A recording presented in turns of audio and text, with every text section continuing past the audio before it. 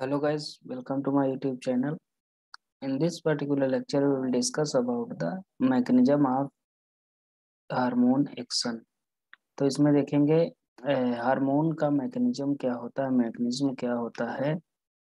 तो इसमें हमने एग्जांपल को लिया है जैसे पेप्टाइड हार्मोन। तो पेप्टाइड हार्मोन की अगर बात करें या प्रोटीन हार्मोन की बात करें तो हम इसमें लिए हैं एग्जांपल ACTH का, एड्रेनोकॉर्टिकोट्रोपिक हार्मोन, जो एंटीरियर पिट्यूटरी से सिक्रीट होता है।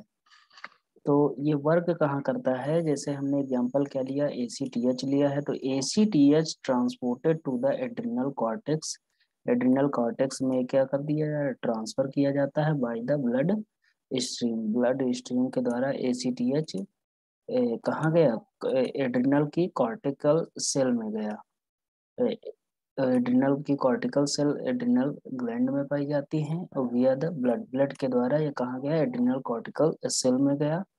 वहाँ क्या करेगा, where it bind to the ACTH G protein linked receptor. तो वहाँ ये कहाँ किससे बाइंड करेगा, जी प्रोटीन कपल्ड रिसेप्टर या लिंक्ड रिसेप्टर से बाइंड करेगा, जिसे हम शॉर्ट में GPCR कहते हैं। जो GPCR होता है वो ट्राइमेरिक प्रोटीन होती है, जिसमें 3 सब यूनिट होती हैं।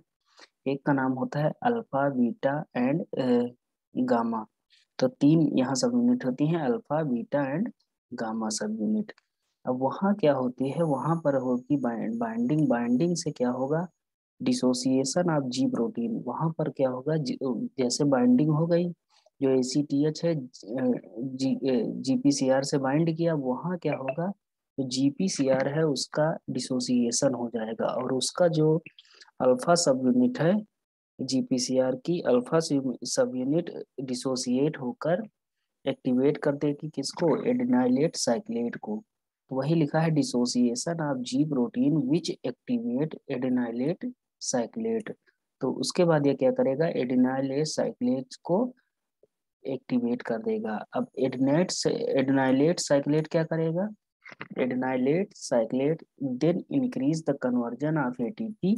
अब एडिनाइलेट साइक्लेज क्या करेगा कि ये कन्वर्जन करवाएगा ATP का CAMP से, या साइक्लिक AMP में कन्वर्जन करा देगा ATP का। अब ATP क्या करेगा, जो CAMP है वो क्या करेगा, जो प्रोटीन काइनेज A को एक्टिवेट करा देगा।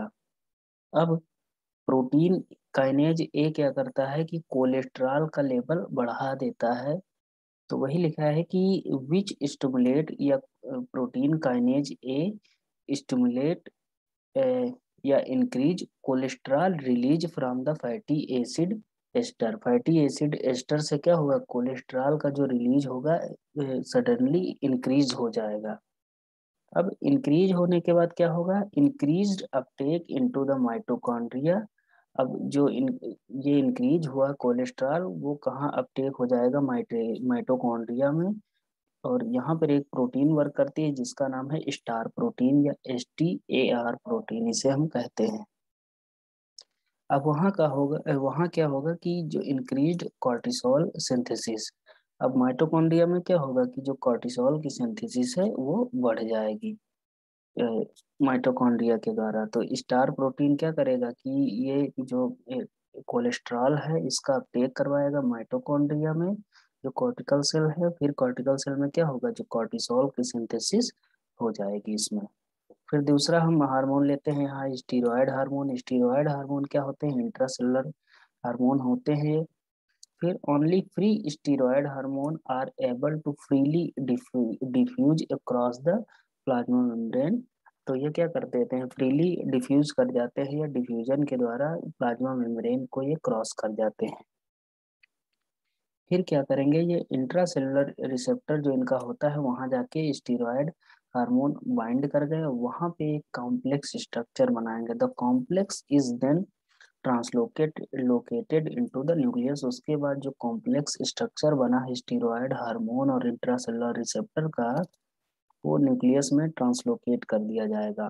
वहाँ क्या करेगा, जो वहाँ ये जो कॉम्प्लेक्स है वो मॉडिफाई करेगा प्रोटीन को, where it modifies protein transcription, वहां पे जब प्रोटीन का ट्रांसक्रिप्शन होगा तब क्या होगा, नई प्रोटीन का निर्माण हो जाएगा। अब इसके बाद हम देखते हैं कि फीडबैक इनहिबिशन क्या होता है, या हम कह रहे हैं हार्मोन का फीडबैक क्या होता है।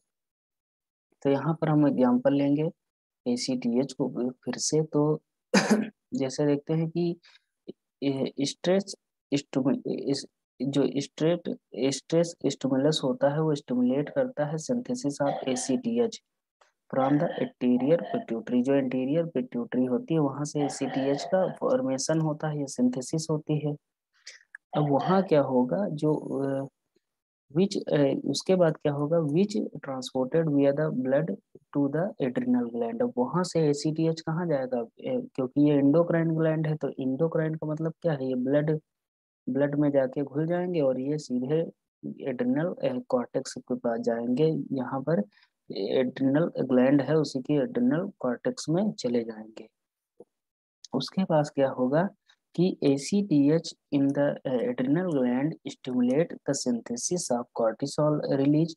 अब यहाँ पे जैसे ये प्रोसेस हमने ऊपर देखी थी, तो वहाँ क्या किया ACTH ने क्या कि जो कॉर्टिसोल का रिलीज बढ़ा देगा, स्टिमुलेट कर देगा एड्रिनल ग्लैंड में या कॉर्टिकल सेल में। उसके बाद क्या होगा, cortisol into the blood stream.